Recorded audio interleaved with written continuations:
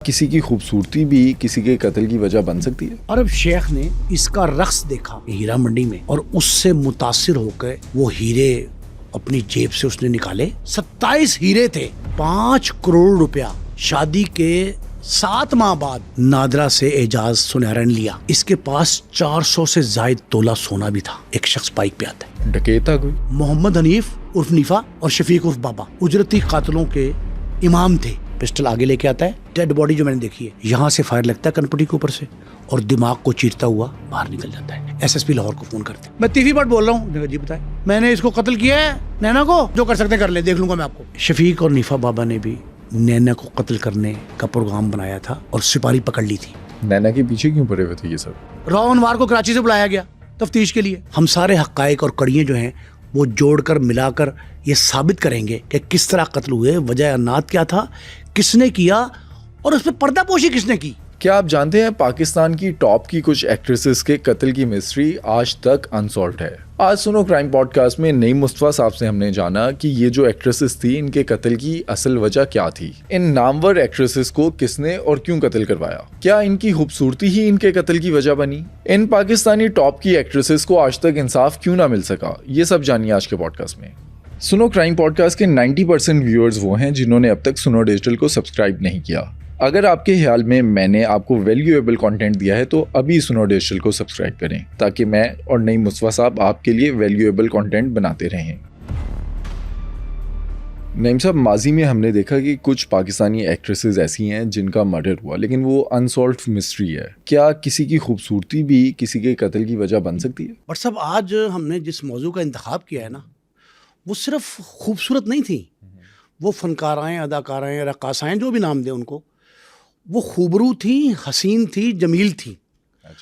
اور ایسی تھیں کہ ان پہ صرف پاکستان کے لوگ نہیں, بیرون ملک پاکستانی بالخصوص عربی شیوخ جو ہیں وہ فریفتہ تھے.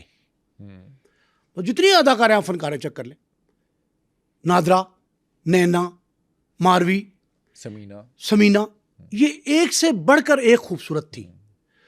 اور خدا نے ان کو حسن ایسا دیا تھا کہ ان کے پاس جو لوگ آتے تھے وہ انہی کے ہو رہتے تھے. پھر ان کو چھوڑنے کو جی نہیں چاہتا تھا. نکاح, بیاہ, شادی, یہ رسوم روایتاً ہوتی رہیں, لیکن ان کی خوبصورتی بعض اوقات تو قتل کا باعث بھی بنی. بعض اوقات خوبصورتی جو ہے وہ 2, 3, 4 افراد کے درمیان وجہ تنازع بن گئی, اور ایسی وجہ تنازع جس کا انتہا جو ہے نا وہ قتل پہ ہوئی. انتہا اس کی قتل تھا. لیکن اگر ہم دیکھیں نا کہ یہ 85 سے 90s تک 5 سال اور 90 کی پوری دہائی, 15 سال کے عرصے میں جن خواتین نے باقاعدہ راج کیا فلم کی صنعت پہ, رقص پہ, یا مجموعی طور پہ شوبز پہ, ان میں نادرا ٹاپ کلاس تھی. Top class.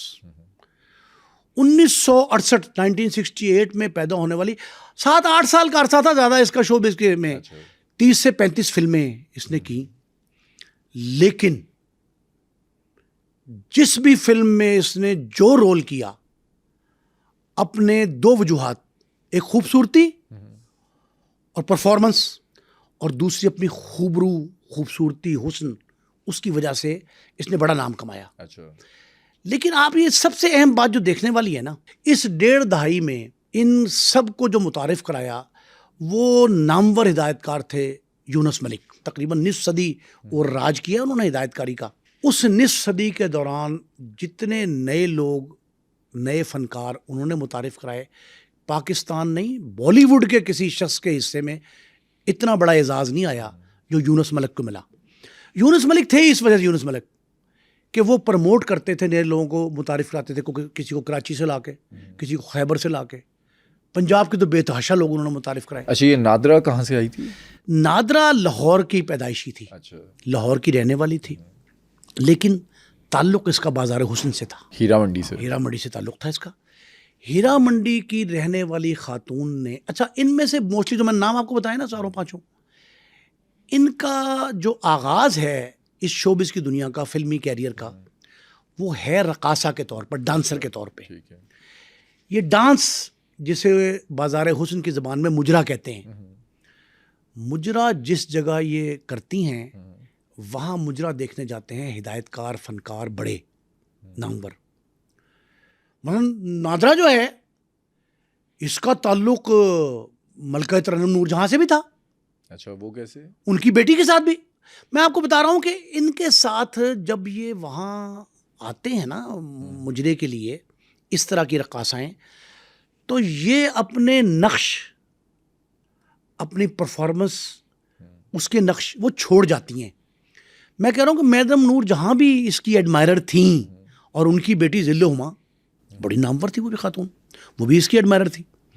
نادرا نے رقاصہ کے طور پر جب آغاز کیا اپنے فن کا، تو رقص، وہ یہ ان کے بارے میں جملہ مشہور ہوا تھا نادرا کے بارے میں کہ ایسی خاتون رقاصہ جس پہ رقص بھی نازاں ہے. اچھا، رقص بھی اس پہ جو ہے وہ نازاں تھا، اور واقعتاً اتنا خوبصورت رقص کرتی تھی. سمارٹ بہت تھا جسم، خوبرو تھی، نیلی آنکھیں تھیں، سب اس میں جو حسین و جمیل ہونے کے جو معیار ہو سکتے ہیں ان پہ ہی پورا اترتی تھی. یہ ہم کہہ سکتے ہیں کہ اپنے وقت میں یہ ٹاپ 5 میں تھی. ٹاپ 5 میں، ایسی ٹاپ 5 میں تھی کہ جو اس کی ہم اثر تھیں انہوں نے تو اسے تسلیم کر لیا، اور جو اسے تھوڑی سی سینئر تھیں یا جونیئر تھیں وہ اسے جیلس تھیں. اچھا، تھا کون کون اس کے ٹائم پہ؟ اس کے ساتھ جو اس کی ہم سفر بنی ہے نا، سائمہ نور، کتنی نامور اداکارہ تھی، بہت بڑے سٹینڈ پہ اس کا نام لیا جاتا تھا. پھر انجمن، نیلی، یہ ساری ان کی ہم اثر تھی، اور ان کے ساتھ مختلف فلموں میں نادرا کے ساتھ وہ کام کرتی رہیں. لیکن نادرا کی جو پہلی فلم جس میں باقاعدہ سائنڈ فلم کی پیشکش، پہلے ہدایت کار پیشکش کرتا ہے کہ یہ فلم ہے، ہم آپ کو کاسٹ کرنا چاہتے ہیں، پھر وہ نام ان کا فائنل ہوتا ہے، پھر اس کاسٹ کی سائننگ ہوتی ہے. وہ سائننگ سیریمنی ہو گئی، اس فلم کا نام تھا آخری جنگ. اچھا، وہ آخری جنگ اس کی پہلی فلم تھی جو کہا جا رہا ہے فلمی دنیا میں، اور یہ میں نے ان کی زبان سے سنا ہے، ملک صاحب کی، یونس ملک نے خود کہا ہے کہ آخری جنگ میں نے سب سے پہلے سے کاسٹ کیا. لیکن آخری جنگ ریلیز نہیں ہوئی تھی، سم ہاؤ تھوڑی لیٹ ہو گئی. ہو جاتی نا بعض کو اسٹوڈیو میں جو ہے اس کی تیاری میں مراحل زیادہ طویل ہو گئے تو وقت لگ گیا.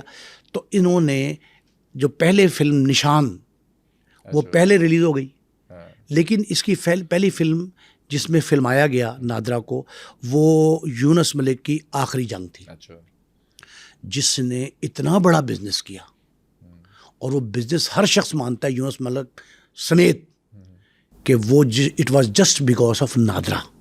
صرف زیادہ تر کام کن کن کے ساتھ کرتی تھی؟ یہ زیادہ تر جو لوگ جن کے ساتھ یہ کام کرتی رہے نا، سلطان راہی، اچھا، پاکستان کے صفحے اول کے ہیرو سلطان راہی، خدا مغفرت کرے، وہ قتل ہوئے، اس پہ بھی ہمیں ایک پروگرام کرنا چاہیے. وہ بہت زبردست ایک عجیب کہانی ہے جن کا آج تک اس کا بھی حل نہیں نکلا. وہ بھی فنکاروں میں شوبز کے جو اداکار تھے بڑے بڑے نامور، ان کی فہرست میں سر فہرست ہیں وہ. اور نادرا کے قتل کے کچھ مہینے بعد ہی سلطان راہی صاحب کا قتل ہوا. یہ جتنے کے جتنے واقعات 1985 سے ہم 2000 تک 15 سال یہ کر رہے ہیں، یہ میرے سارے کے سارے چشمدید ہیں. اچھا، میری کرائمز رپورٹنگ کا جو دور تھا وہ بھی یہی تھا. اس دور میں سارے واقعات مجھے موقع پہ، پلیس آف ایکرنس پہ کور کرنے کا اعزاز بھی ہے. یہ سارے واقعات میں نے دیکھے بھی، ان کو کور بھی کیا، ان کی تفتیش بھی کی، تحقیق بھی کی. اور آج ہم بہت سے ایسے واقعات اپنے ناظرین کو بتائیں گے جو آج تک پوشیدہ ہیں، خفیہ ہیں. یہ کسی کو نہیں پتا نادرا کو مارا کس نے، لیکن اور مارا کیوں یہ بھی اہم بات ہے. یہ بھی اہم بات ہے، کس بنا پہ مارا.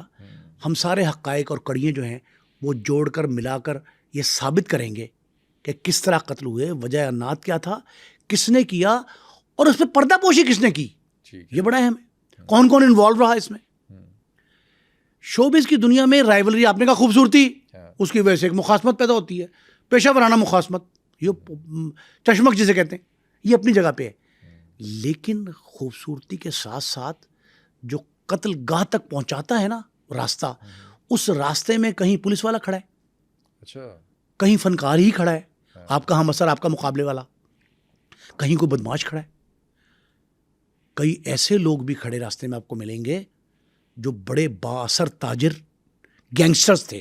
اچھا، فی الحال اتنا رکھیں ذہن میں ہمارے ناظرین کی انفارمیشن کے لیے کہ نادرہ ایک ایسی خوبرو حسین و جمیل خاتون تھی جس کے چاہنے والوں میں بڑے بڑے نامور لوگ شامل تھے. ان میں عرب شیوخ میں نے آپ کو بتایا, عرب کے رہنے والے, ایک اویس شیخ پاکستان کا شیخ وہ بھی شامل تھا. لیکن نادرہ کا جو پہلا عاشق جو بعد میں اس کا خاوند بنا, اس کا نام ہے ملک اعجاز سنیارہ. اچھا. اعجاز سنیارہ کے نام سے مشہور ہے. ملک محمد اعجاز جولر تھا, وہ پہلا اس کا عاشق. 2 سے 2.5 کروڑ روپیہ خرچ کیا. اچھا, یہ جو رقاصائیں فنکارائیں ہوتی ہیں نا, رقاصہ سے پرموٹ ہو کے اپ گریڈ ہو کر فنکار بن جاتی ہیں, ان کے ساتھ تعلقات کی بنیاد جو ہے نا وہ اخراجات پہ ہوتی ہے. اچھا, کہ آپ ان پہ کتنا خرچ کرتے ہیں. اچھا, یہ بھی کہا جاتا ہے کہ نادرہ جب فلم کی شوٹنگ پر جاتی تھی تو اس وقت سب سے مہنگی گاڑی نادرہ کے پاس ہوتی تھی, اور باقی جو ان کے ساتھ کی تھی وہ یا تو کسی اور کی گاڑی میں آتی تھی یا رکشہ یا ٹیکسی پہ. یہ بھی دیکھیں کہ جس دور میں نادرہ نے پاپولرٹی حاصل کی, مقبولیت اس کی عام ہوئی, اس وقت شوبز کے فنکار یا فنکارائیں اس قدر دولت مند نہیں تھے. تو آپ نے صحیح کہا کہ جی بعض تو کسی سے لفٹ لے کے کہ مجھے ڈراپ کر دیں, وہ ان کے فرینڈ بھی ہوتے تھے.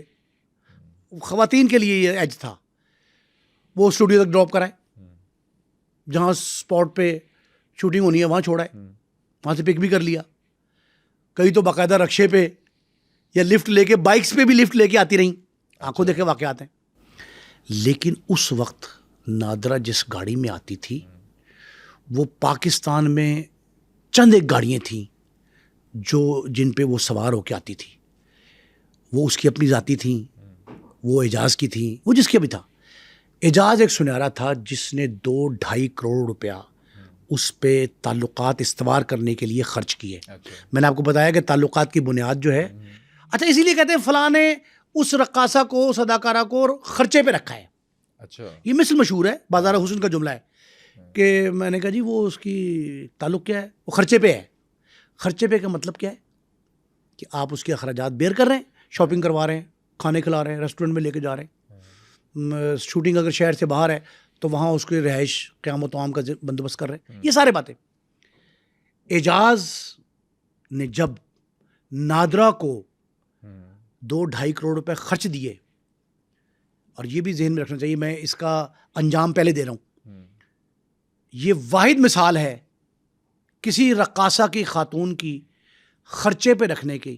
2-2.5 کروڑ خرچ کرنے کے بعد اعجاز نے اس سے کمائی کی ہے. کیسے؟ یہ واحد کیس ہے. نادرہ کا قتل, نادرہ کا نکاح, نادرہ کا بیاہ, اس کی اولاد, یہ واحد مثال ہے کہ جو ادروائز ہوگی ایک دم 2-2.5 کروڑ خرچنے کے بعد اعجاز نے ہاتھ روک لیا, اور پھر نادرہ پہ خرچ کرنے کی بجائے نادرہ کی کمائی کی دولت جو ہے وہ اپنے اوپر خرچ کی, اپنے بچوں پہ خرچ کی. ایک دفعہ تو اس نے یہاں تک کہا, اور اس کے کئی عینی شاہد ہیں, میں جو آپ کو واقعات بتا رہا ہوں نا, یہ چونکہ آئی وٹنس ہے, تو جو پلیس آف اکرنس میں دیکھا, جو اس کے گھر کے باہر دیکھا, جو فائرنگ کے وقت میں دیکھا, جو مقدمے کی تفتیش میں دیکھا, وہ سارے کرائم رپورٹرز کی اپنی زبان تھی, اپنا تجزیہ تھا. اس وقت کے دانشور جو تھے ان کی گفتگو تھی, اس کا نتیجہ میں نے نکالا, پھر ریسرچ ہے. ان ساری باتوں سے یہ پتہ لگا کہ 5 کروڑ روپیہ شادی کے 7 ماہ بعد, 7-8 ماہ گزرے تھے شادی کو, اس نے نادرہ سے اعجاز سنیارہ نے لیا ادھار کہہ کے کہ مجھے دے دو, میرے کاروبار میں اس وقت سونے کا ریٹ کم ہے تو میں کاروباری طور پہ مستحکم ہو جاؤں گا, 5 کروڑ کا سونا ڈال کے کاروبار بڑھا لوں گا اپنا, مطلب اس میں اضافے کے لیے کاروبار کے. اس کے پاس 27 ہیرے تھے. آئے کہاں سے؟ عرب شیخ نے اس کا رقص دیکھا بازار حسن میں, ہیرا منڈی میں, اور اس سے متاثر ہو کے وہ ہیرے اپنی جیب سے اس نے نکالے اور اس کو دے دیے. وہ 27 ہیروں کی ملکیت بھی تھی اس کی, 3 کوٹھیاں تھیں اس کے نام پہ, ملک اعجاز کی نہیں تھیں, نادرہ کی اپنی.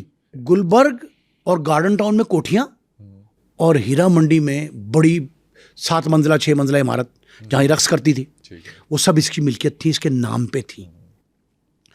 اب آپ یہ دیکھیں کہ 5 کروڑ اس نے اس کو ادھار دیا. اس کے بعد ہیرے جو ہے نا, جو وہاں اس وقت فلم انڈسٹری کے لوگ تھے, دانشور, فلمی دانشور, ان کا یہ کہنا تھا کہ جب 5 کروڑ لیے اس وقت سے ہی ان کے بقول ملک اعجاز کی نظریں ان ہیروں پر بھی تھی, اچھا, اس کی جائیداد پر بھی تھی. لیکن اس نے ایک کام کیا. وہ کون سا؟ کہ اس سے شوبز کی انڈسٹری چھڑوا دی. اچھا, آپ کی کبھی ملاقات ہوئی نادرا سے؟ میری نادرا سے کئی ملاقاتیں ہوئیں. اچھا. اور کئی بار ہم نے اس کو فلم کی شوٹنگ کے جو میڈیا کے ہوتے ہیں نا, تعارفی تقاریب جو ہوتی ہیں, میڈیا شوز, وہ میڈیا کے شوز میں ہم جاتے تھے. اور پرٹیکولرلی ہدایت کار یونس ملک جو ہیں, وہ ہمیں 8-10 جرنلسٹوں کو بلاتے تھے اور بلا کے پریمیئر شو کیا کرتے تھے. اچھا. پریس کا ادھر میڈیا نہیں کہتے تھے, الیکٹرانک تو تھا نہیں, پریس کا پریمیئر شو کہتے تھے. وہ پریس پریمیئر شو میں بلا کے ملواتے تھے اداکاروں سے.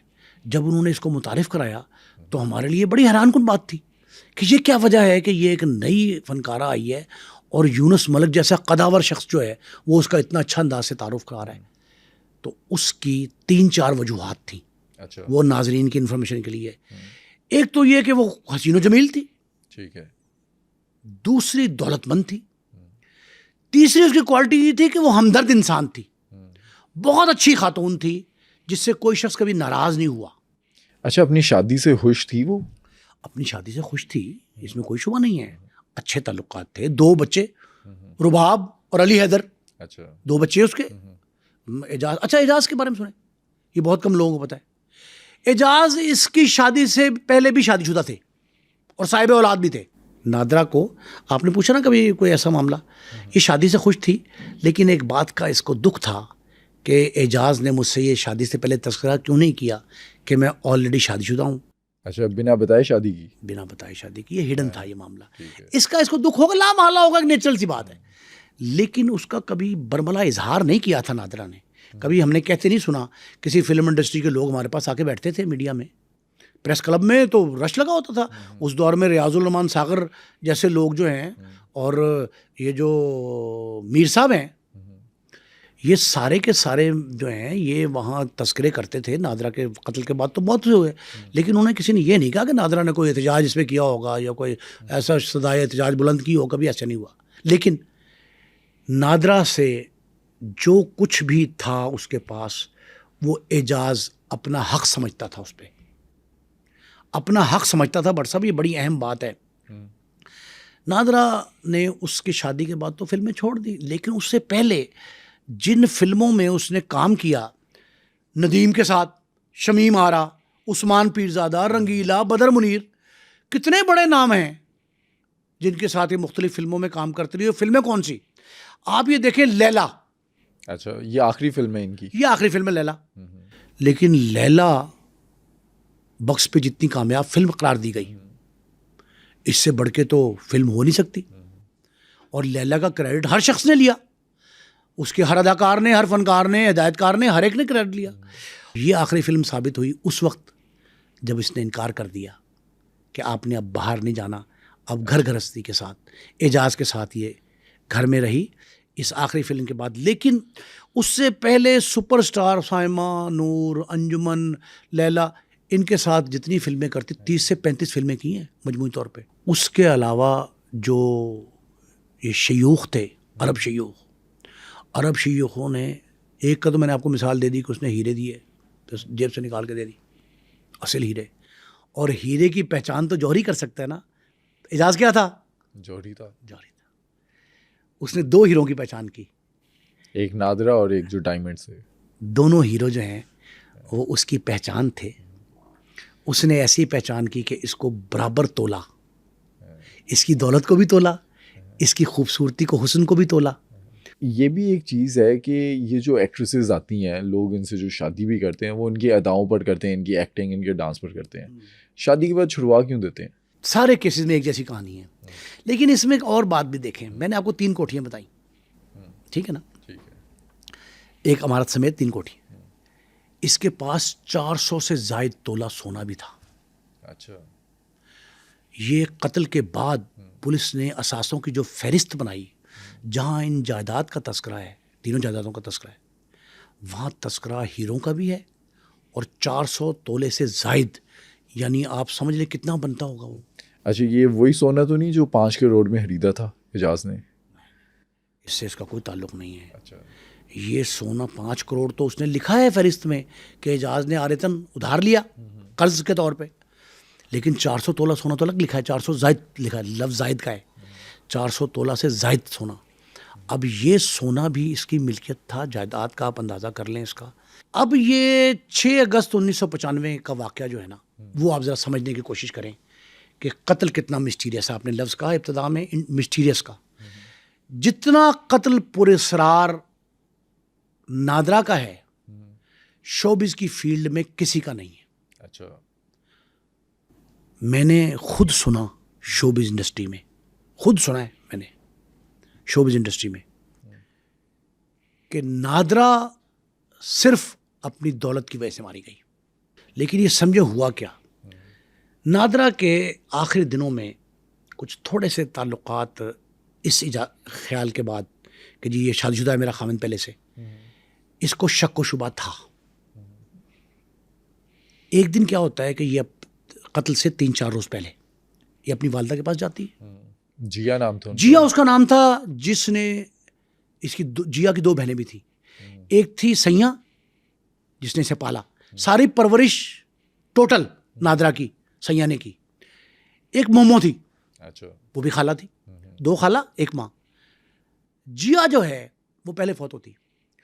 सैया को मैंने नादरा के कत्ल के बाद पुलिस अफसरों के दफातर में, अदालतों में चक्कर खाते देखा, चक्कर काटते, ज़ारो कतार रोती थी और भीख मांगती थी अपनी बेटी के कत्ल के इंसाफ की। होता क्या है, नादरा अपने वालदा के पास जाके उससे कहती है कि मेरे जेवर ये 400 तोला जो है, 400 जायद का लिखा है लफ्ज़ असासों में, वो कहती है मेरा जेवर और मेरी जो रकम है वो सारे उसने मांगे। इसकी खाला सैया ने ये कहा, 12 मुझे बताया खुद उसने, सिविल सेशन कोर्ट लाहौर में जब कत्ल के मुकदमे की तफ्तीश के लिए वो जाती थी तो वो वकीलों के दफ्तरों में, अदालतों के चक्कर, थानों के चक्कर, कचहरियाँ ये भुगतती रही ना, तो ये कहती थी कि मैंने इसे हाथ जोड़ के कहा कि बेटी ये ना लेके जा, ये अच्छा नहीं है, अच्छा, ये तेरा दुश्मन है। भाप गई थी कि यही जो रकम है, वो पुरानी यही खातून पैसा थी ना, मौत की वजह बन सकता है। सैया is a sort of Nykaa.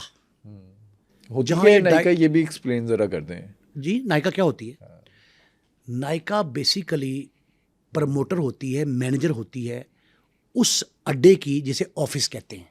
अच्छा, जमरुद बेगम के साथ बिल्डिंग है 6-7 मंजिला, उसे नादरा का ऑफिस कहते थे। अच्छा, नादरा अपने दफ्तर से जाती है। दफ्तर किसे कहते हैं? दफ्तर कहते हैं बाज़ार हुस्न की ज़बान में उस इमारत को, बिल्डिंग को, कमरे को, घर को जहाँ वो तैयार होती हैं, रहती नहीं है वहाँ, रिहाइश नहीं है, वहाँ आती हैं, तैयार होती हैं, फिर रक्स करती हैं, फिर कपड़े चेंज करती हैं और वापस चली जाती हैं। ये ऑफिस लगाती हैं, ऑफिस है ना इनका, ये ऑफिस लगाना है।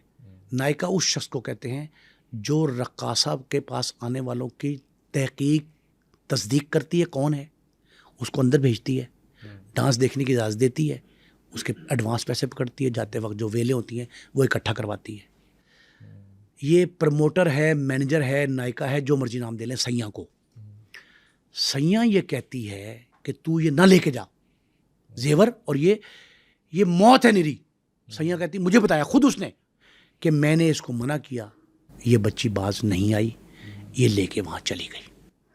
अब वल्लाह आलम इसके जहन में क्या था, इसको मौत से पहले फरिश्ता असासे घसीट के ले गया, इसका क्या हुआ समझ नहीं आई। ये अपने घर ले जाती है, कहाँ रखती है, या लॉकर में रखती है, ये ले जाती है वहाँ से 400 तोला से जायद का सोना, कुछ सेविंग सर्टिफिकेट, कुछ प्राइस बॉन्ड, ये लेके वहाँ जाती है। उसके अगले ही रोज़ जब ये ले आती है तो खामिंद एजाज सुन्यारा इसे थोड़ा सा रागिब अपनी तरफ करने के लिए, रजामंद करने के लिए, जिसे बाद में फिल्मी दानिश्वर मनसूबाबंदी कहते हैं, फिल्मी दानिश्वर से मनसूबाबंदी कहते हैं कि ये मनसूबाबंदी थी, وہ کہتا ہے ملک اعجاز کہ نادرا آؤ ہم چلیں کھانا کھانے. اچھا. نے کہا کہاں کھانا کھانا ہے؟ نے کہا گلبرگ میں. انہوں نے کہا بچوں کو بلاؤ, ہم آؤٹنگ نہیں کی, بڑا عرصہ ہو گیا. وہ کہتا ہے کہ چلو تعلقات بحال ہوں. بظاہر وہ اس کو لے کے لبرٹی کے ایک, جہاں آج کل بالائی منزل پہ ایل ڈی اے کا پارکنگ سٹینڈ ہے, وہاں ایک ریسٹورنٹ تھا. اس ریسٹورنٹ میں چلے جاتے دونوں, کھانا کھاتے ہیں. رات 10:10 ہو جاتے ہیں. ایک بیٹی بیٹا, بچے, ایک میاں بیوی, 4 لوگ گاڑی میں جاتے ہیں. ملک اعجاز ڈرائیو کرتا ہے. کہاں سے جاتے ہیں؟ گارڈن ٹاؤن اپنے گھر سے یہ آتے ہیں لبرٹی, وہاں کھانا کھاتے ہیں. کھانا کھا کے رات کو ملک اعجاز صاحب ڈرائیو کرتے ہیں گاڑی, اور انہوں نے واپس گھر آنا ہے. اب یہ اہم تفتیشی نقطہ نگاہ سے اہم پہلو, یہ بجائے اس کے کہ یہ سیدھا مین بولیوارڈ سے, اب کلمہ چوک انڈر پاس بن گیا, اسے انڈر پاس نہیں تھا, اوپر روڈ تھی, وہاں سے سیدھا آ سکتے ہیں سامنے گارڈن ٹاؤن 8 منٹ کی ڈرائیو پہ. یہ لبرٹی سے گارڈن ٹاؤن اس راستے جانے کی بجائے یہ گاڑی ٹرن کر لیتے ہیں جہاں آج کل پیٹرول پمپ بن گیا ہے اور یمی 36 ہے, اس کے ساتھ سے ایک بیک سائڈ پہ, یعنی UCH یونائٹڈ کرسچن ہاسپٹل ہے, یہ میں نے آئی وٹنس اکاؤنٹ ہے, یونائٹڈ کرسچن ہاسپٹل کے بالکل بیک سائڈ پہ ایک ویران جنگل ہے. اچھا. بیابان ہے جہاں سے دن میں نہیں گزر سکتے, اب تک ہے. آپ 95 اگست سخت گرمیوں کے دن ہے, آج سے 29 سال پہلے, آج سے 29-30 سال پہلے وہی جنگل اب بھی ہے. یہ لبرٹی اور فردوس مارکیٹ کے درمیان میں, فردوس مارکیٹ چوک جو ہے آج کل تو بڑا اچھا انڈر پاس اور سگنل لگ گئے ہیں, وہ سگنل نہیں تھے. اس چوک تک ایک جنگل ہے, اس راستے سے UCH کی بیک سائڈ سے ایک گلی مڑ کے ویرانے سے جاتے ہیں. ویرانے سے جاتے ہیں تو کچھ فاصلے پہ, کچھ تھوڑا سا فاصلہ ہے, اس فاصلے پہ ایک شخص بائک پہ آتا ہے. اچھا. وہ ان کو روک لیتا ہے. ڈکیت تھا کوئی؟ ڈکیت ہے, یہ کہا گیا نا ڈکیت تھا. وہ شخص اکیلا طرح وہ بائک پہ روک لیتا ہے. وہ آتا ہے ڈرائیونگ سیٹ سے, سخت گرمی میں شیشہ بند ہونا چاہیے تھا گاڑی کا, ایسی بڑی گاڑی تھی, نادرا بڑی گاڑی استعمال کرتی تھی نا, وہ بڑی گاڑی تھی, وہ شیشہ کھلا ملتا ہے اس کو. اب میں سارے پہلو آپ کو بتا رہا ہوں تفتیش کے جو میں نے خود دیکھے. وہ شیشہ ڈرائیونگ سیٹ کا کھلا ملتا ہے. وہ شخص اب یہاں ڈرائیور بیٹھا ہے, یہاں سے وہ آتا ہے اور پسٹل نکال کے نادرا کی طرف رخ کرتا ہے. نادرا لیفٹ سائڈ پہ ڈرائیونگ سیٹ کے ساتھ متصل اس سیٹ پہ بیٹھی. وہ وہاں سے تھوڑا سا پسٹل آگے لے کے آتا ہے ملک اعجاز کے پاس سے, یعنی ملک اعجاز کے بالکل ناک کے سامنے پسٹل یوں کرتا ہے اور فائر مارتا ہے. ایک فائر یہاں بالکل ڈیڈ باڈی جو میں نے دیکھی ہے, یہاں سے فائر لگتا ہے کنپٹی کے اوپر سے اور دماغ کو چیرتا ہوا باہر نکل جاتا ہے. نادرا اپنے بچوں, پیچھے بچے بیٹھے, رباب بھی, علی حیدر بھی, ان کی آنکھوں کے سامنے لہو لہان ہو جاتی ہے. اور اس ڈکیت نے ٹارگٹ کیا ہوتا صرف اور صرف نادرا کو, کوئی ڈیمانڈ نہیں کی پیسے یا ایک پائی نہیں گئی, کچھ مانگا نہیں, کچھ گفتگو ریکارڈ پہ نہیں ہے. ملک اعجاز نے تفتیش بھگتی, اسی مقدمہ قتل کی, مدعی بھی خود ہی ہے, مقدمہ قتل کی تفتیش بھگتی. اس میں بھی نہیں کوئی بات سامنے آئی کہ اس نے ملک اعجاز سے پرس کیوں نہیں مانگا. کہیں نہیں کہا ملک صاحب نے. یہی چیز مشکوک کرتی ہے اس واقعے کو. یہ پوری بات سمجھے ذرا. اس کو گولی لگتی ہے. اچھا. گولی لگنے کے بعد ملک صاحب بالکل آرام سے گاڑی موڑ لیتے ہیں, وہ فائر مار کے بھاگ جاتا ہے. یہ لہو لہان حالت میں بچے چیخو پکار کر رہے ہیں, گاڑی کو آرام سے اسی ویرانے میں جنگل میں ٹرن کر کے سروسز ہاسپٹل چلے جاتے ہیں. جب سروسز ہاسپٹل جاتے ہیں تو وہ یہ کہتے ہیں کہ جناب یہ تو رسیو ڈیڈ ہے, مر چکی ہے, اس کا دماغ جو ہے اس کو چیرتی ہوئی گولی گزر گئی ہے, ایگزٹ پوائنٹ بھی ہے, انٹری بھی ہے, اور شی از ایکسپائرڈ. پولیس اس مقدمہ قتل کی تفتیش جو ہے مختلف انداز سے کرتی ہے. 3-4 تفتیشیں اس کی ہوئیں. ایس پی ماڈل ٹاؤن تھے مختار ٹکا, ان کا تعلق پاکستان کے بہت بڑے سیاسی خانوادے سے ہے, بڑا خاندان ہے. اقبال ٹکا صوبائی وزیر خوراک, خدا مغفرت کرے فوت ہو گئے, وہ صوبائی وزیر خوراک تھے. اقبال ٹکا اقبال ان کو کہتے تھے. مختار ٹکا ایس پی مالٹاؤن ڈویژن ہے جس میں تھانہ لبرٹی گلبرگ کا علاقہ آتا ہے, یہاں واقع ہوا ہے. وہ ایس پی مختار ٹکا تھے اور تھانے دار اس وقت بڑے بڑے نامور تھے. رانا حسیب بعد میں کو 8-10 تھانوں میں سے چرے, وہ بطور ASI اسی تھانے گلبرگ میں کام کرتے. یہ بھی الزام فلمی دانشوروں کی طرف سے لگایا گیا کہ پولیس نے یہ قتل کروایا ہے, ڈکیتی نہیں ہے, یہ پلان ٹارگیٹڈ مرڈر ہے. پولیس کو اس میں کیا فائدہ؟ دیکھیں یہ دروغ برگردنے راوی, ہم نے تو کسی رشوت تو کوئی آنکھوں سے نہیں دیکھتا نا, دی تھی لی تھی, کوئی CCTV فوٹیج سے کہیں آ جائے تو آ جائے. آج کل اس دور میں تو اتنے موبائل بھی نہیں تھے. ہوتا کیا ہے کہ کہا یہ جاتا ہے فلمی حلقوں کی جانب سے, الزام ہے یہ yet to be decided, yet to be proved, کہ پولیس نے ایک SP نے 25 لاکھ روپیہ اور ایک ASI نے 5 لاکھ روپے لیا اس قتل کی منصوبہ بندی کا, راہ ہموار کرنے کا, ملزموں کو باعزت بری کروانے کا. اچھا 30 لاکھ روپے کی رقم انوالو تھی. اب یہ سوال ہے کہ بینیفیشری کون ہے؟ فیملی. بینیفیشری تو وہی شخص ہوگا نا. اگر کوئی شخص کو اربوں روپے کے اثاثے مل رہے ہوں تو اس کو 25-30 لاکھ خرچ کرنے میں کوئی اعتراض تو نہیں ہے. وہ الزام کسی پہ بھی لگا دیں, مجھ پہ لگائیں, آپ پہ لگائیں, لیکن وہ کہتے ہیں بینیفیشری چیک کیا جائے. بینیفیشری کے طور پہ ملک اعجاز کو چیک کیا کہ اور بے گناہ پائے گئے, ان پہ کوئی الزام نہیں ثابت ہوا. کیوں؟ اب فلمی حلقوں نے اس وقت بڑی بڑی پریس کانفرنسیں کی اور یہ الزام لگایا کہ جی یہ اس لیے ثابت نہیں ہوا کہ پولیس کو تو پیسے دیے تھے. سیاں کی آپ سے ملاقات ہوئی تھی, سیاں نے کس پر الزام لگایا؟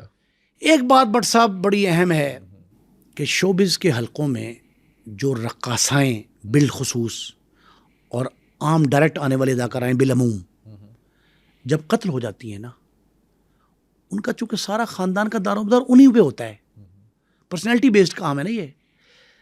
نینا کا سارا دار و مدار نینا کا خاندان کا اس نینا پہ تھا, اس کی کمائی پہ. نادرا کا سارا دار و مدار نادرا کے پہ تھا. مطلب if she is not their self, اگر خود نہیں ہے, وہ خود نہیں ہے تو کچھ نہیں ہے بعد میں. اب سیاں وغیرہ جو ہیں ان کے پاس کیا تھا, کیا طاقت تھی, کیا اثر و رسوخ تھا, کتنی دولت تھی نادرا کے بعد کہ وہ اس کو پرسو کریں. ہمارے ہاں تو قتل کا جو ملزم ہے اس کو پولیس کا نظام ایسا بدبخت ہے کہ زیادہ پیسے خرچنے پڑتے ہیں مدعی خاندان کو ملزم سے. ملزم فریق خرچ نہ کرے تو آپ یہ دیکھیں 70-75 ہزار روپے صرف آپ نے ضمنی چالان فل کرنے کے دینے ہیں جو آفیشل ہے, اور اس کے بعد ان آفیشل کئی لاکھ دینے ہیں آپ نے. مطلب صاف الفاظ میں کہ جو مدعی ہے اس کے زیادہ پیسے لگ جاتے ہیں ملزم کی نسبت. اور حقیقتاً بات ایسا ہی ہے. تو وہ سیاں بیچاری کہاں سے خرچ کرتی؟ یہ اسی لیے عدم پیروی جاتے ہیں سارے کیسز. آپ جتنے کیسز اٹھا لیں ان میں, اب سلطان راہی کا کیس لوگوں کو نہیں پتا, ہم آپ کے پروگرام میں اپنے ناظرین کو بتائیں گے سلطان راہی قتل کس نے کیا, کیوں کیا, اور کیا ہوا, انجام کیوں ایسا. کیوں کوئی شخص سزا نہیں پاتا کہ اس کے بعد کے لوگ جو ہیں اس کے لواحقین ورثاء وہ عدالتوں کے چکر نہیں کاٹ سکتے.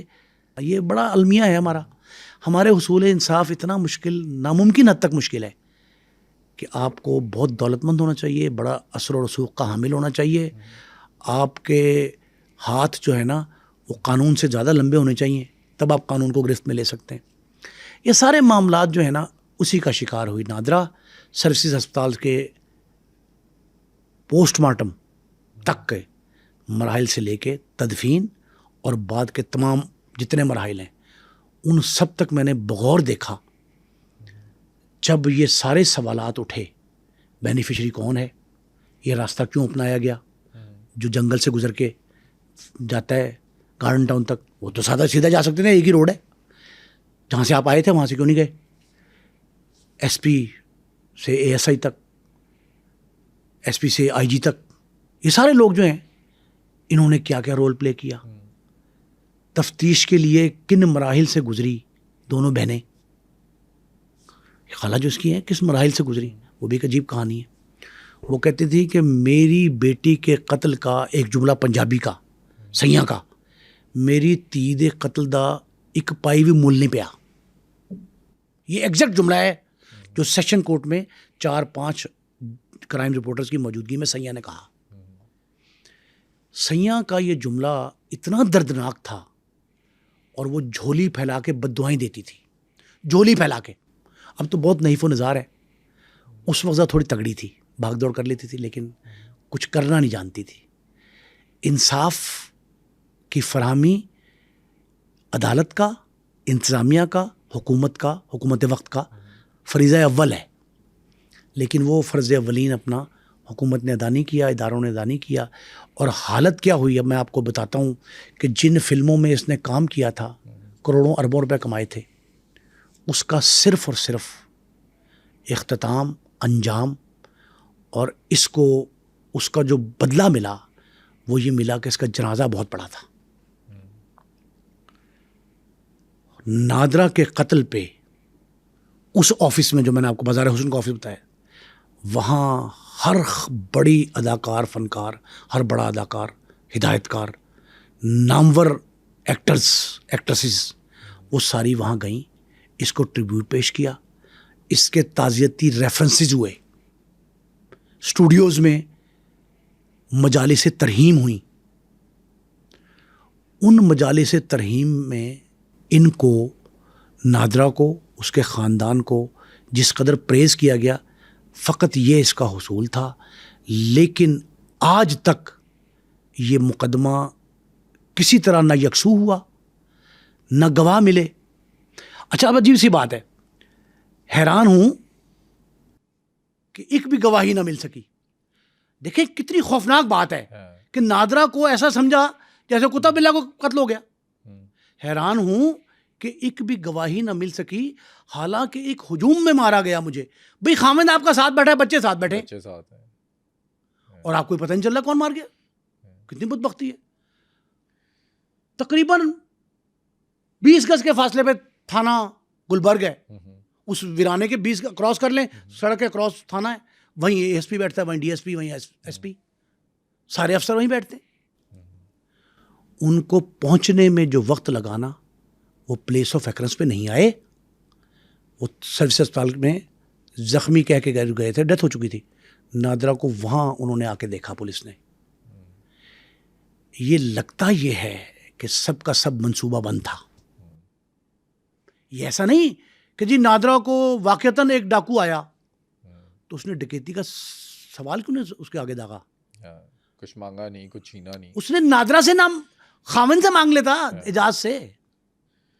ایک دوسرا یہ ہے کہ وہ راستہ بھی اپنایا گیا.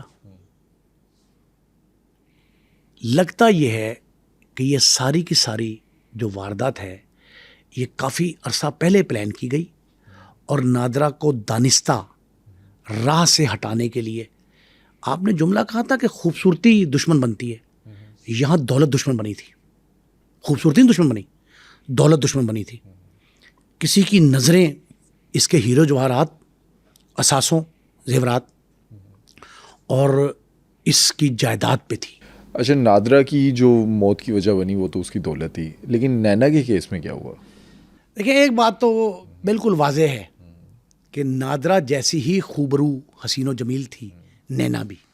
اور ہیرا منڈی سے تعلق تھا. ہیرا منڈی سے تعلق تھا, دفتر لگایا کرتے تھے. دفتر لگانا میں نے آپ کو بتا دیا کہ دفتر لگاتی تھی, وہاں بیٹھتی تھی, مجرا کرتی تھی, ڈانس کرتی تھی. فیصل ٹاؤن میں اس کی رہائش تھی. اچھا. لیکن 8-10 گھنٹے یہ اپنے دفتر میں گزارتی ہیں ساری رقاصائیں. یہ تیاری سے لے کے, میک اپ سے لے کے اور گھنگرو باندھنے تک, ان کا طریقہ یہ ہوتا ہے کہ رقص سے پہلے جہاں رقص دیکھنا ہے سب میں بیٹھ کے مجرا ہونا ہے, اسے پیچھے درمیان میں ایک پردہ ہے, اس پردے کے پیچھے جب گھنگرو کی پہلی آواز ٹک ٹک ٹک آتی ہے, چھن چھن چھن چھن کرتی ہے, چھن چھن کی آواز آتی ہے نا, تو اس کا مطلب ہے کہ رقاصہ آنے لگی ہے. آخری مرحلہ رقاصہ کی تیاری کا یہ جھنجھناہٹ ہوتی. اس وقت نینا کے مقابلے میں کون تھی؟ دیکھیں نینا جب دفتر لگاتی تھی نا, تو نینا کو دیکھنے کے لیے بلا مبالغہ ہزاروں افراد آتے تھے. اور ایک دن ایسا تھا جب یہ اطلاع پہنچی کہ نینا آج نہیں آئی, کہیں بیزی ہوگی, تو نینا کے اس آفس سے, جو کوٹھی وہ عمارت ہے اس سے, اور تھانہ ٹبی جہاں یہ سارے کے سارے اس کا متعلقہ تھانہ حدود جو ہے, تھانہ ٹبی سٹی, طبی استھتی تک لوگوں کا ایک ہجوم تھا. اس طرح اس کی مقبولیت تھی, لیکن اس کی رائیولری بھی بہت تھی. جب آپ کسی اسٹیج پہ پہنچ رہے ہوتے ہیں نا, مقبول ہو رہے ہوتے ہیں, تو لامحالہ ایک چشمک, جو پیشہ ورانہ چشمک ہے, وہ شروع ہو جاتی ہے.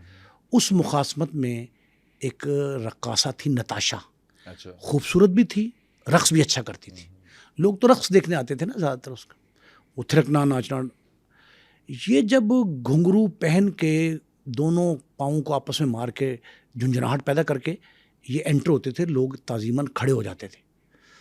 تو نتاشا جو تھی اس کے بے تحاشا عاشق تھے, لیکن جب نینا آئی تو اس کی مارکیٹ ڈاؤن ہونا شروع ہو گئی. نینا کا سب سے پہلا جو عاشق تھا نا, سب سے پہلا, خوبرو تھی, بہت اچھی تھی, لاہور کی لوکل تھی, خوش شکل ہونے کے ساتھ ساتھ اس کو ایک ملکہ حاصل تھا کہ وہ پھرتیلی بہت تھی. رقاصہ پھرتیلی ہونی چاہیے.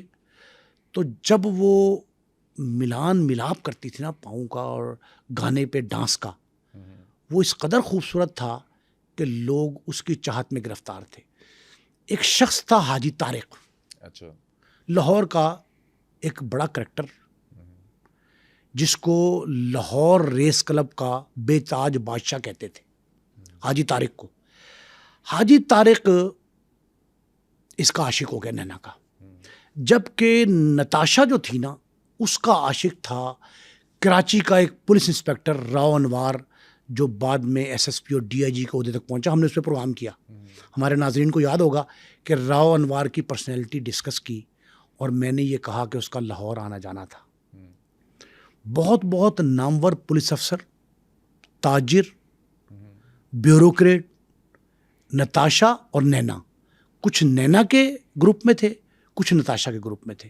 نتاشا میں نے آپ کو بتایا کراچی سے آل دا وے بطور پولیس انسپیکٹر, اس وقت انسپیکٹر تھا وہ, بعد میں آپ کو ترقی کے منازل بتا دی ہیں کہ تعلقات استوار کر کے کہاں تک پہنچا, اور آج کل رپوش. وہ جو کراچی سے شخص آتا تھا, وہ انسپیکٹر اتنا امیر تھا کہ وہاں سے اس کو مہینے میں 10, 12, 15 ٹکٹیں اس نے بک کروائی ہوتی تھی پی آئی اے سے, کراچی لاہور, لاہور کراچی, صرف نتاشا کا رقص دیکھنے کے لیے. وہ بھی بعد میں آنکھ سونا رکھتا تھا نینا پہ, لیکن وہ عاشق نتاشا کا ہی تھا. یہ جو حاجی طارق عاشق تھا نینا کا, یہ ریس کلب میں جو گھوڑے دوڑاتے ہیں ان میں اس کا گھوڑا ہمیشہ جیتتا تھا.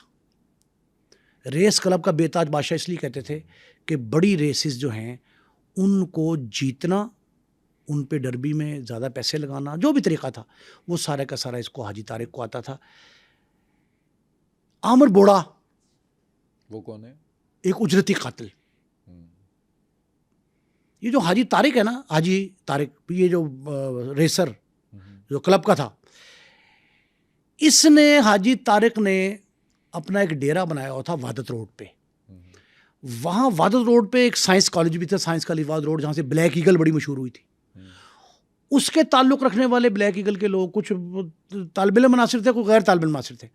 اس کا حاجی طارق کے پاس آنا جانا تھا, بیٹھنا تھا. اجرتی قاتل بھی یہاں آیا کرتے تھے. اس دور میں 4 افراد قتل ہوتے ہیں جن کا مدعی بنتا ہے عامر بوڑا. اسٹوڈنٹ پالیٹکس میں بھی رہا. عامر بوڑا جس مقدمے کا مدعی تھا, اس کے ملزم تھے صفدر ٹینٹا والے اور اس کے ساتھی.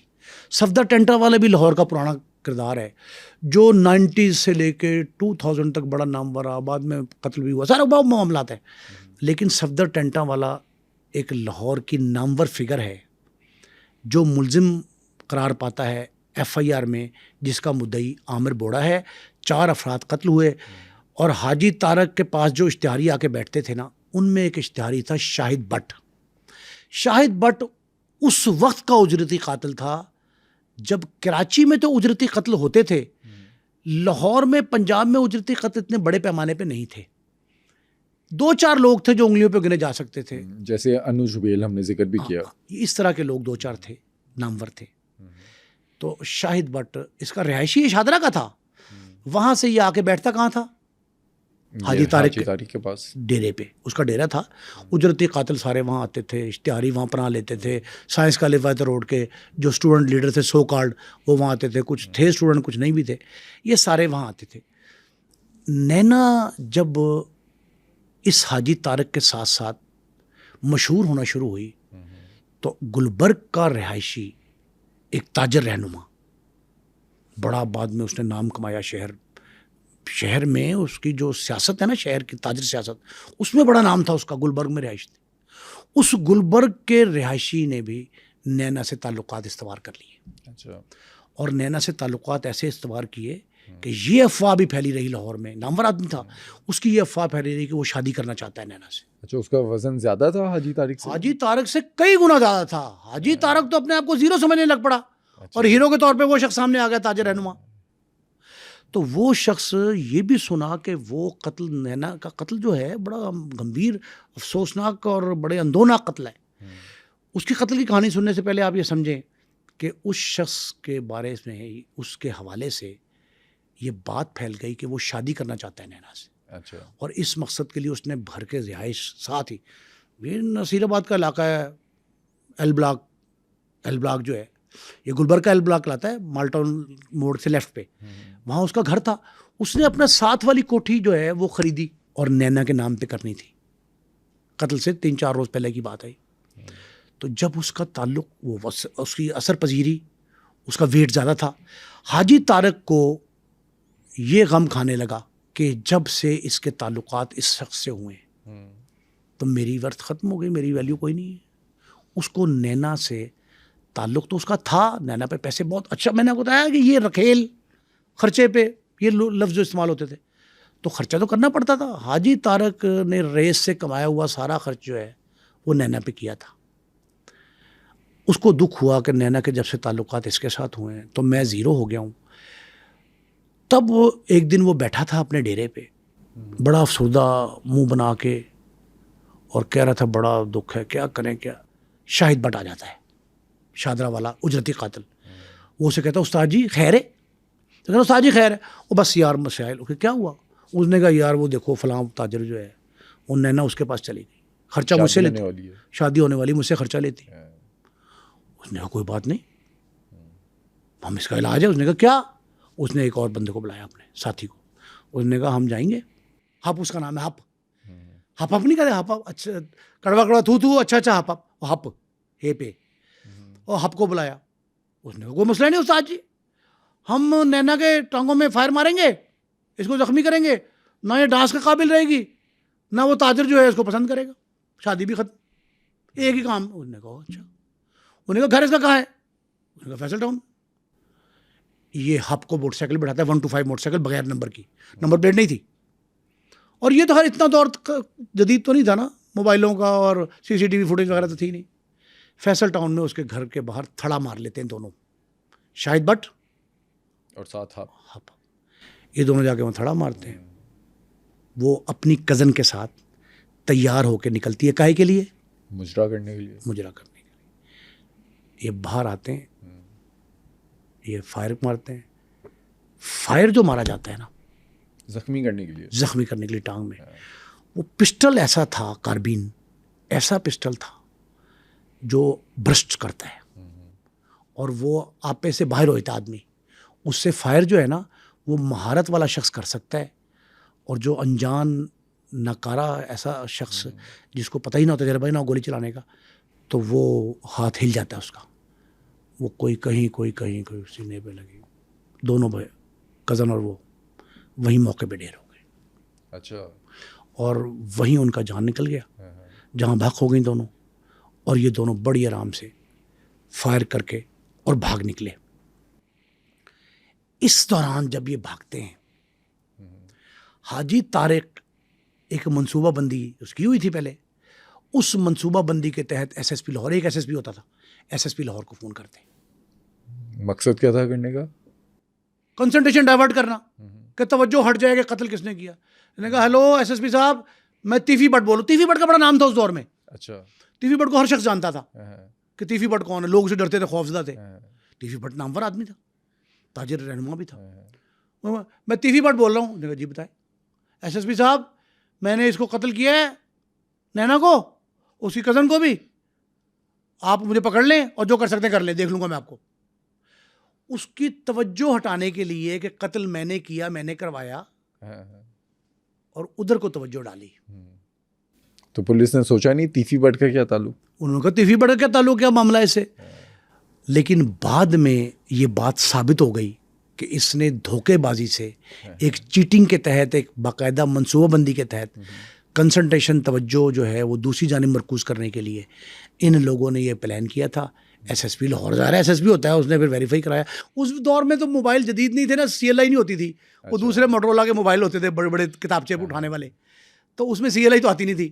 تو جو شخص میں بھی فون کروں, آپ بھی فون کر, کیا پتا کون بول کہاں. انہیں آپ کو ایس ایس پی نے کون سی تیفی بٹ کی وہ سمجھی ہوگی کہ اس طرح کی لینگویج ہے اس کی.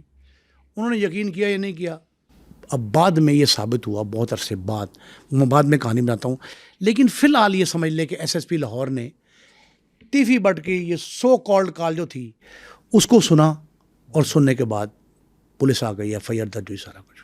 اس قتل سے پہلے شاہد بٹ کے, ہپ کے, یہ دونوں ملزم تھے موقع کے. یہ بھی بات تفتیش میں نہیں, یہ میری ریسرچ ہے. نیفا اور بابا, محمد حنیف عرف نیفا اور شفیق عرف بابا اجرتی قاتلوں کے امام تھے, ہیڈ تھے, جو ٹرکا والا کے پاس تھے. ٹرکا والا کے پاس تھے, بعد میں تیفی بٹ گروپ میں شامل ہو گئے.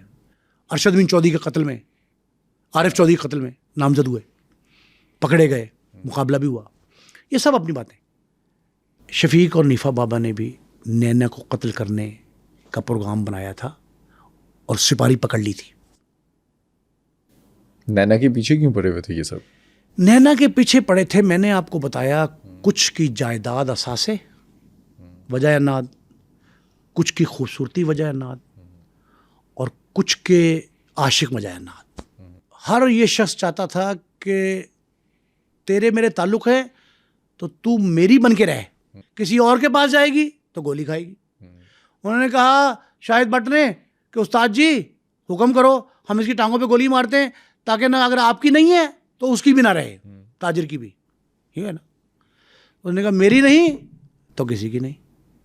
نیفا اور بابا کو بھی کسی نینا کے اسی طرح کے عاشق نے, سو کال جو محبوب تھا, اس نے کوشش کر کے اس کو مروانے کے لیے ایک تانا بانا بنا تھا. لیکن اس سے پہلے حاجی طارق میدان میں آ گیا, اور حاجی طارق کے کہنے پر ابیٹمنٹ پہ یہ اس نے قتل کر دیا, ہپ نے اور شاہد بٹ نے. اب اس کی گرفتاری کیسے ہوئی, انکشاف کیسے ہوا یہ کہ یہ مارا ہی شاہد بٹ نے ہے یا ہپ نے ہے, طارق نے مروایا ہے. پولیس نے پکڑا نہیں حاجی طارق کو؟ کوئی پتہ ہی نہیں چلا. اس نے تو کنسلٹیشن ڈائیورٹ کر دیا. حاجی طارق نے فون کر کے تیفی بٹ نے ایسا کیا, ایسی بات نہیں تھی. تیفی بٹ کا تو کوئی دور تک گمان ہی نہیں تھا. ہوتا کیا ہے کہ ایمرجنسی اسکواڈ ایک ناکا لگا کے کھڑی ہوتی تھی, ایس او ایس ناکا کہتے تھے, سیو اور سائل. ایس او ایس ناکا جو تھا وہ لگا تھا چوک, دبئی چوک, علامہ اقبال ٹاؤن, مین چوک, تھانہ علامہ اقبال ٹاؤن سے بالمقابل ڈی ایس پی وہیں بیٹھتا ہے. ایمرجنسی اسکواڈ ہوتا تھا, مختلف, شاہین اسکواڈ تھا, فلاں اسکواڈ تھا, ایگل اسکواڈ تھا, ایک ایمرجنسی اسکواڈ تھا. اس کے ناکے پہ ایک موٹر سائیکل آتی ہے, وہ لوگ روکتے ہیں اس کو, 2 تھپڑ مارتے ہیں, ایک پسٹل نکلتا ہے اس کے پاس. اچھا. اس کو پکڑ لیتے ہیں, اسے نام پوچھتے ہیں, کہتا ہے میرا نام شاہد بٹ ہے. کہتے تو کون ہے؟ یہ بھی نہیں ہوتا تھا کہ آپ شناختی کارڈ نمبر ڈالیں تو ساری کرمنل ہسٹری آپ کی آ جائے, وہ صرف نام سے. انہوں نے کہا جی اچھا پسٹل ہے, اتار کے سامنے لے جاتے ہیں. سامنے D S P Iqbal town کون ہے؟ پاکستان کے نامور تفتیشی. کون تھے؟ عمر ورک. اچھا. ایس پی سی آئی اے کے طور پہ ریٹائر ہوئے, پھر سپریم کورٹ کے زیر اعتاب آ گئے. سپریم کورٹ میں ان کے خلاف ریٹ پٹیشن, آج تک مقدمات چل رہے ہیں, بڑے بڑے مقدمات. ایس پی سی آئی اے کے طور پہ انہوں نے تفتیش کیے, بڑے بڑے ملزم پکڑے, گینگسٹرز, ڈاکو, چور, قاتل, اغوا, بڑے کام کیے. Umar Virk D S P Iqbal Town تھے. اسکواڈ والے پکڑ کے اندر لے کے جاتے ہیں, ڈی ایس پی کے پاس پیش ہوتا ہے. اور اس دور میں ایس پی صدر تھے میجر مبشر اللہ. میجر مبشر اللہ کون تھے؟ میرا بہت ان سے گہرا تعلق تھا, خدا مغفرت کر فوت ہو گئے. میجر مبشر اللہ سابق صدر پاکستان جسٹس ریٹائرڈ محمد رفیق تارڑ, مسلم لیگ نون کے رہنما تھے, صدر مملکت سابق, ان کے داماد تھے. معروف قانون دان, پاکستان پیپلز پارٹی کے بانی رہنما چودھری اعتراض حسن ان کے ہمزلف، لاہور میں ہر ایس پی کی پوسٹ پہ انہوں نے کام کیا اور ریٹائر ہوئے وہ ڈی آئی جی کے عہدے پہ تھے. یہ چونگ آپ کے قریبی چونگ پولیس ٹریننگ سینٹر ہے، اس کے پرنسپل کے طور پہ وہ ایس پی صدر تھے. ان تک اطلاع پہنچ گئی کہ شاہد بٹ نامی ایک شخص جو کرمنل میں پکڑا گیا ہے. ڈی آئی جی تھے طارق پرویز. ایمرجنسی اسکواڈ کے پکڑنے پہ آئی جی تک کا پولیس کے ہائرارکی کا نمبر 1 سٹیپ جو ہے وہ سارا انوالو ہو گیا. جب انوالو ہو گیا تو شاہد بٹ سے تفتیش کی عمر ورک نے. ان کی تفتیش میں شاہد بٹ نے کہا کہ میں نے 20 سے زائد قتل کیے ہیں، ان میں نینا کا قتل بھی شامل ہے. اچھا، مان لیا نینا اور اس کی کزن کا قتل یہ بھی میں نے کیا ہے. اب آپ یہ دیکھیں کہ وہ جب اعتراف جرم کرتا ہے تو حاجی طارق کو پولیس پیچھے لگ جاتی ہے اس کے پکڑنے کے لیے، اسے کہتی ہے اسے قابو کریں. بعد میں ایک پولیس مقابلے میں شاہد بٹ بھی مارا جاتا ہے اور حاجی طارق بھی قتل. حاجی طارق کا انجام بھی وہی ہوا. یہ انکشاف تک تو بات رہی. نینا کا قاتل کون تھا؟ حاجی طارق تھا جس نے مروایا. اور کس کے نے کیا تھا قتل؟ شاہد بٹ نے. ان کے خلاف تو کوئی کیس نہیں چلا. عدالت میں کہاں ہوا؟ یہ تو میں انکشاف کر رہا ہوں، آپ کو بتا رہا ہوں کہ عمر ورک صاحب زندہ ہیں ماشاءاللہ. ان سے تصدیق ہو سکتی ہے اس بات کی کہ انہوں نے تفتیش کی اور اس نے اقرار جرم کر لیا کہ نینا کو میں نے مارا، اس کی کزن کو میں نے مارا، ماریا فلاں یہ سب میں نے مارے. 20 قتل اس نے اعتراف کیے. ان میں سے کسی ایک کا مقدمہ عدالت میں کیوں نہیں چلا؟ دیکھیں، جہاں ہمارے نظام عدل میں خلا ہے، کمزوری ہے، تفتیش کے نقائص ہیں، پراسیکیوشن کی کمزوریاں ہیں، وہاں یہ بات تسلیم کرنی چاہیے کہ ہمیں ان حالات کو بہتر بنانے کی ضرورت ہے تاکہ آنے والے دنوں میں کوئی اور نینا جس کا نادرا اس کا شکار نہ ہو. اب اس میں بھی 3 جگہوں پہ پولیس انوالو ہے. اس میں 2 جگہ پہ نادرا میں، نینا میں 3 جگہ پہ پولیس انوالو ہے. کون کون سے؟ نمبر 1 نینا کے مقدمے کا غلط اندراج، نمبر 1. نمبر 2 غلط نامزدگی بھی ہوئی. ایک ایسے 4 افراد کو پکڑ کے، آپ کو پتہ ہے راؤ انوار کو کراچی سے بلایا گیا تفتیش کے لیے. کس وجہ سے؟ کہ نتاشا کا تعلق تھا تو شاید نتاشا کے کہنے پہ تو نے مارا. اچھا. اس نے 1.5 ماہ کی تفتیش بھگتی، بے گناہ قرار پایا.